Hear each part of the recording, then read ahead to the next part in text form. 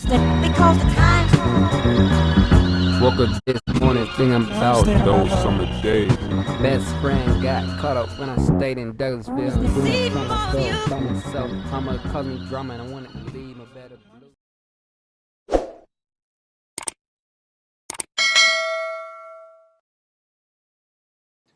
Hey everyone, welcome back to another video. The shady history of Betty Boop. I seen this character for the longest time. I don't know what the fuck it is. Look like a human, but it's not a human. It got a funny ass face, two booty cheeks as hair. I don't know what it is. I'm curious about it. I'm sorry if I was being ignorant and made fun of this character. It might be something dealing with black people. That's how I seen. I'm fully not for sure. This is just a different type of video. I'm no. Want to learn about shit. I want to have my channel teaching people stuff as well, not just music all day. So let's learn the history of it. Like I was talking about Basquiat in a few videos. As I like doing videos like that. So let's get into it.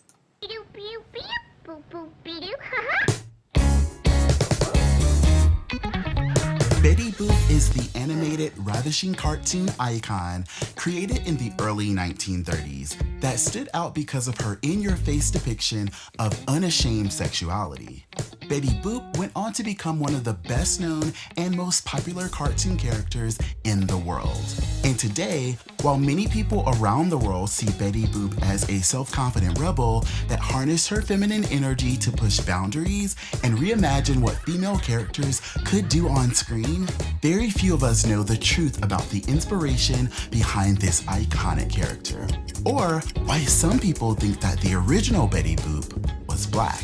I was just looking up on my phone to see the origin of Betty Boop, and you know what, honestly, I know a lot of old people, and none of them could tell me that Betty Boop was originally black. What? It's Justin Diego back with another binge-worthy video. And today, let's talk about the dark and shady history of Betty Boop. Boop boop be doo.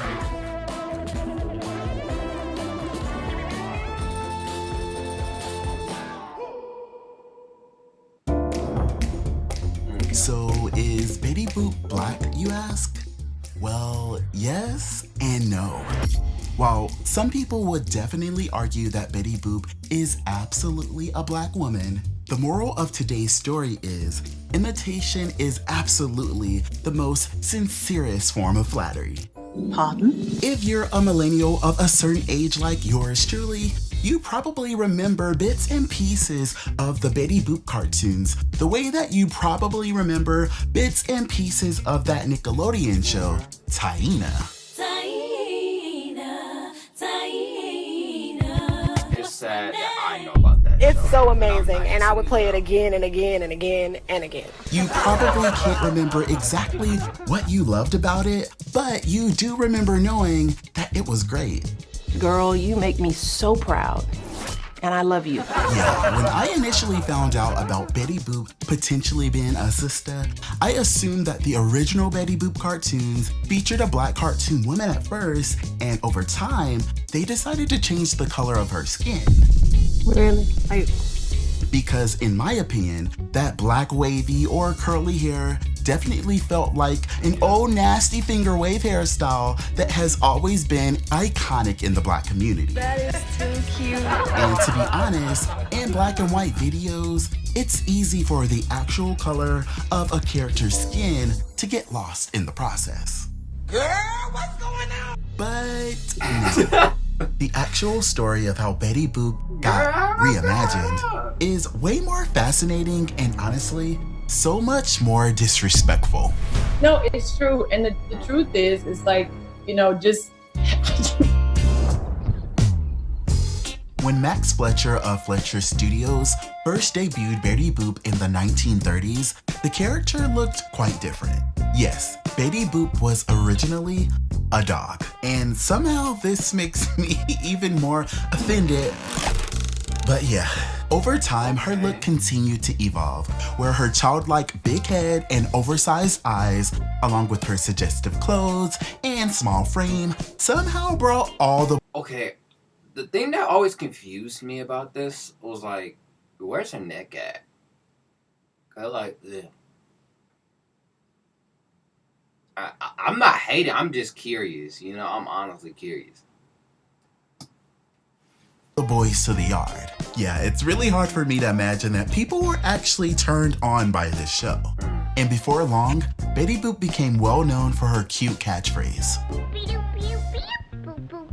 Betty Boop continued to grow in popularity and starred in over 100 cartoons where she stood out as a stark contrast to her contemporaries like Minnie Mouse. People just couldn't get enough of her unique portrayal of women, and her creator, Max Fleischer, was cashing in big time.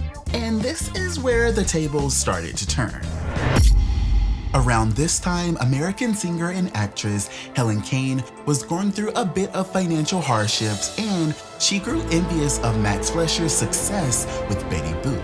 Now, apparently, it was common knowledge back then that the Betty Boop character was in some ways a parody of Helen's entire swag. From the look, the way she sounded all squeaky and babyish, and apparently back then, Betty Boop's iconic boop oop a doop was inspired by Helen's very own boopation. So after a while, Helen went full-blown Karen on Max and notoriously sued Fleischer Studios in 1932 for allegedly stealing her singing style and her iconic catchphrase, which Helen claimed that she had invented herself. They will try to hide the sun, posing as the moon. They will try to score their points, stumping over you. There's no use in trying to save the day, 'cause superheroes flew, they flew away.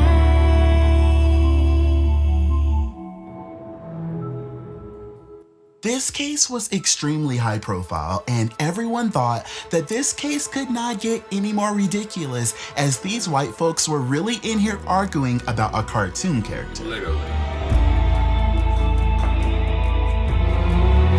But I mean, it's cartoon characters stay with you for a long. You can make billions of dollars off a cartoon character if you make the right one.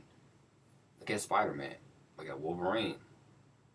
Look at Batman. Look at Robin. They made a few versions of Robin. That's how fucking good he was. They made grown-up Robin, Nightwing, another version Red Hood, another version Kid Robin, and the other version, I forgot the other one. There's no use in trying to save the day. The superheroes flew, they flew away. And then the ball dropped.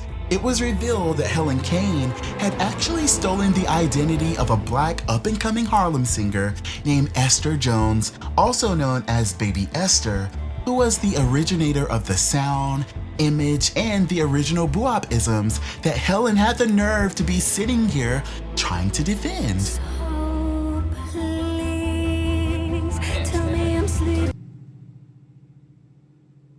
The loud-ass truck came back. It always drives at least once a day, or like one of every other day or so. Yeah, I don't know about the videos, but yeah, it's this freaking truck. It always comes and it drives that way, all the way this way, and it's so annoying. It's like, dude, get your truck checked out. It shouldn't sound like that, but Tell me I'm sleeping. Pinch me to kill. Pinch me to kill. Till I can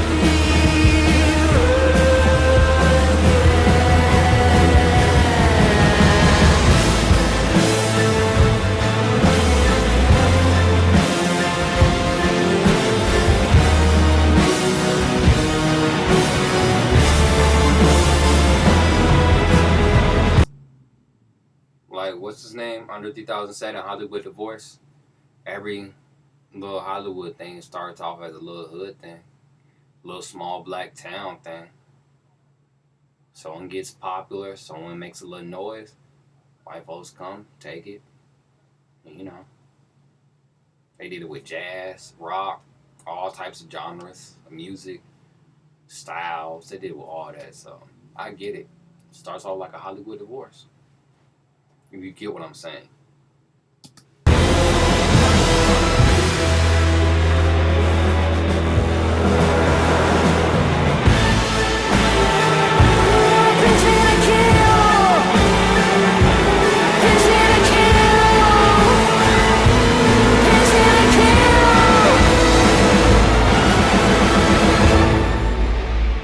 There'll be no more boo-boo-boo-doo for you! Don't take my boo-boo-ba-doo away.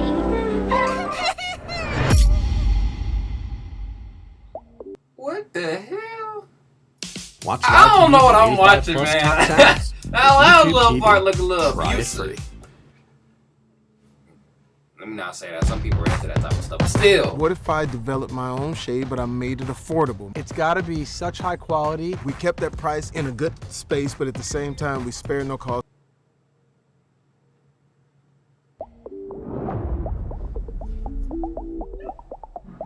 No, but for real though, the constant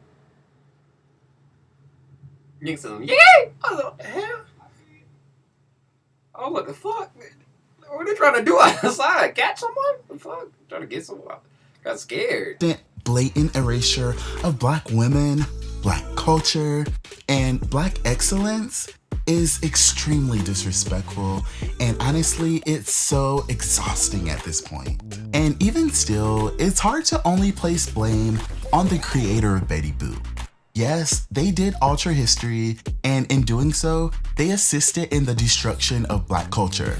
However, it's not like Helen's intention was to have Fleischer Studios give Black influential jazz icons their rightful credit here.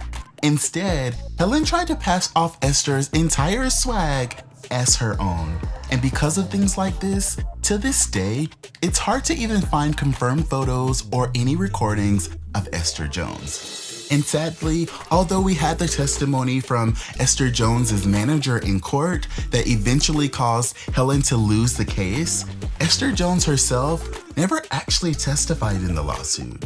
And when this case was over, Esther Jones was still not giving her respected dues. I can't help but wonder what Betty Boop would look like today if the studio had actually embraced the fullness of Esther Jones as inspiration for the Betty Boop character with full-blown credit. I also wonder, what if baby Esther would have sued Fleischer Studios to gain rights to the Betty Boop empire after the initial lawsuit revealed the truth?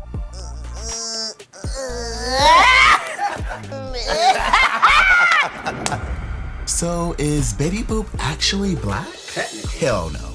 But the things that we grew to love about her, the voice, the vibes, and the iconic Boop-isms was inspired by a talented, powerful Black woman who was well respected amongst elite Black entertainers. Esther Jones was simply sharing her art and minding her business before having her entire image just stolen, and it's that image that is still making the current owners of the Betty. Not gonna lie to you. I be seeing that shit in music, right? I be like at my job, right? They have this one song. I haven't done my research yet, so don't quote me on this, but I don't like, bro, that's a Black person that made that song. It was this white, I think it's a white dude. He sounded like a white dude. He was like, my little. I like how he said that shit. I'm sorry for cussing. How he said that stuff. It sounds like someone was spitting some bars, like Busta Rhymes. So it sounds like my litty. I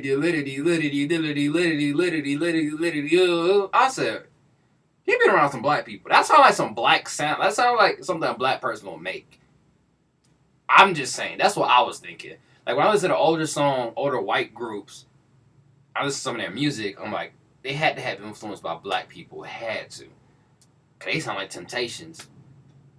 They sound like New Edition. What the fuck? You know what I'm saying? Like that's weird. I'm just saying. That's all. That's all. Betty Boop empire, millions till this day. I'm tired of being broken about this. I'm tired of not knowing where I fit. Thanks so much for watching this video all the way to the end. I could not leave without giving out a cute little Betty Boop moment. But no, seriously, I have been wanting to share this story for over a year now, and I finally decided to just do it. It was really cool that while I was working on this video in silence, Chloe Bailey, out of nowhere, definitely must have been feeling the vibes because she came through for Halloween with big Betty Boop energy, and it honestly made me feel like I was supposed to make this video, y'all. So I hope that you guys love it, and honestly, if you appreciate amplifying Black voices like this, please like and share this video as many times as you can, because it really honestly helps me out a lot. I also want to know, what do you guys think about this story? And please do not leave this video without telling me, after everything that we talked about today, do you feel like Betty Boop is Black or not? Never again will I accept disrespect or fall victim. Okay, I ain't trying to get my demonetized, but me, I like the video. I fuck with, my bad, I mess with what my boy was talking about when it comes to the story and the history of Betty Boop.